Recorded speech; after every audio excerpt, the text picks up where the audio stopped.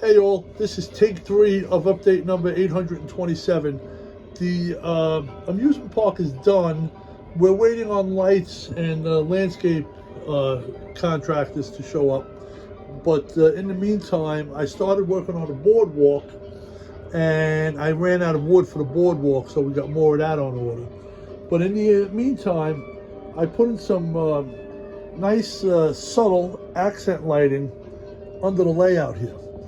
And I think it looks pretty cool. Just excuse the mess. The layout is an absolute mess.